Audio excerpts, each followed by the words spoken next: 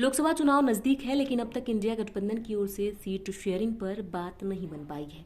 वहीं जेडीयू ने seat sharing में हो रही देरी पर कहा कि इसको लेकर गठबंधन में तेजी आनी चाहिए। जेडीयू नेता और मंत्री विजय कुमार चौधरी ने कहा कि आज मकर संक्रांति के बाद राजनीतिक गतिविधियां तेज होंगी। जेडीयू नेता ने कहा कि नीतीश कुमार शुरू से ही कहते रहे हैं कि सीट शेयरिंग जल्द होनी चाहिए। उन्होंने जून में ही राज्यवार सीट शेयरिंग पर बातचीत करने को कहा था। किसी भी गठबंधन की अंतिम सफलता सीट शेयरिंग पर ही निर्भर करती है।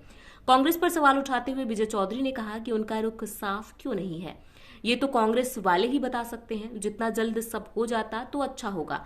गठबंधन में सीट शेयरिंग पर देरी की और फायदा और नुकसान सबको होगा। नुकसान होगा तो सभी को होगा और फायदा होगा तब भी सभी को होगा। जेडीयू ने कहा कि गठबंधन के सभी घटक दलों को नीति बनाकर चुनाव अभियान में जुट जाना चाहिए। उन्होंने कहा कि नीतीश कुमार को संयोजक बनाए जाने की चर्चा जेडीयू ने नहीं की। नीतीश ने सार्वजनिक तौर पर इसे बहुत बार खारिज कर दिया है। मीडिया की तरफ से बेबुनियादी इसे हवा दे दिया जाता है। अब बैठक में ये प्रस्ताव भी आया तो हमने इसे अस्वीकार कर दिया।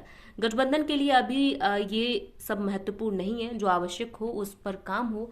राम मंदिर पर अनावश्यक विवाद हो रहा है। राम आस्था का सवाल है। आपको बता दें कि हाल ही में इंडिया गठबंधन का एक वर्चुअल मीटिंग हुआ था, जिसमें संयोजक के लिए नीतीश कुमार का नाम प्रस्ताव में रखा गया था, लेकिन नीतीश कुमार ने इस प्रस्ताव को खारिज कर दिया। नीतीश का कहना था कि वो किसी भी पद की लालसा के लिए इंडिया गठबंधन में शामिल नहीं हुए हैं। वो इंडिया गठबंधन में काम करना चाहते हैं।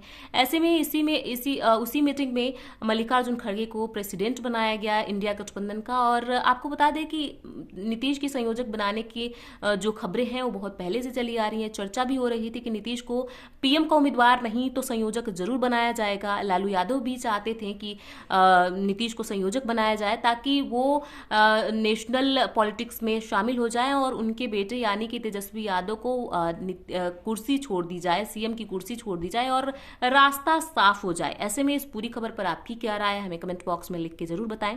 देश और दुनिया की ऐसी ही तमाम खबरों से जुड़े रहने के लिए देखते रहिए इंडिया न्यूज।